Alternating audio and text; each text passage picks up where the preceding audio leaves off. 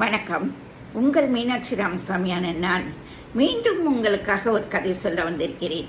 கதையின் தலைப்பு நான் கோழையல்ல. இந்த கதை ஒரு வருடங்களுக்கு முன்னாடி ஹிந்து நாளிதழோட மாணவர் பிரதியில் வெளிவந்துச்சுங்க. இந்த கதை மாணவர்களுக்கான ஒரு கதை. இந்த கதையோட சுருக்கம் தான் அதில் வந்துச்சு. இப்போ இந்த கதையை கேட்குறதுக்கு முன்னாடி என் சேனலை, யூடியூப் சேனலை சப்ஸ்கிரைப் பண்ணிக்கோங்க. ஃபேஸ்புக்கில் இருந்தீங்கன்னா அதை ஃபாலோ பண்ணிவிடுங்க. ரெண்டுத்துமே மீனாட்சி ராமசாமி, ப்ரொஃபைல் நேம் மீனாட்சி ராமசாமி. சரி, கதைக்குள்ளே போகலாம் வாங்க. நான் கோழை அல்ல.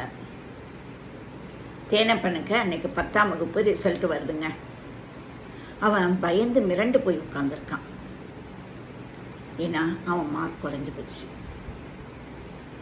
அம்மா கண்ணீர் விட்டு அழுகுறாங்க. அப்பா கோபத்தோட உச்சிக்கு போயிட்டு இருக்காரு. இமயமலைக்கே ஏறுது அவரோட கோபம்.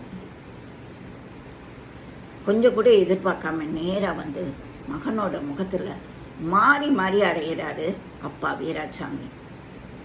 துடிச்சு போறான் பையன். அம்மா தடுக்கிறாங்க. அவங்க மேலேயும் அடி விழுவுது. ஐயோ, அடிக்காதீங்க பிள்ளைய அப்படின்னு கதறாங்க.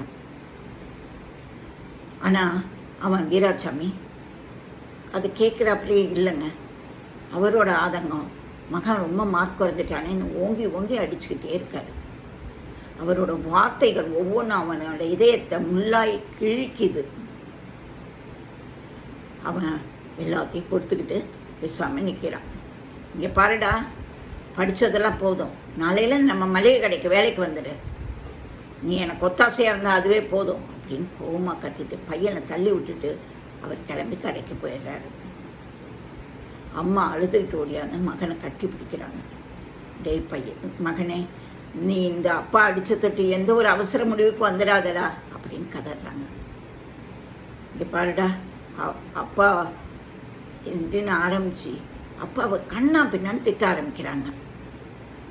அவன் அப்படி கவனிச்சுக்கிட்டு, போதுமா, அப்பாவை திட்டாதீங்க.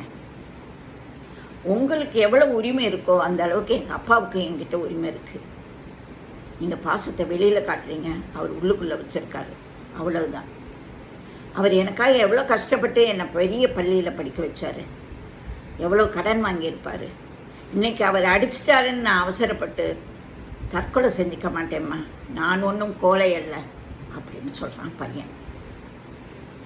எனக்கு எங்கள் அப்பாட்ட எவ்வளோ உரிமை இருக்கோ அது மாதிரி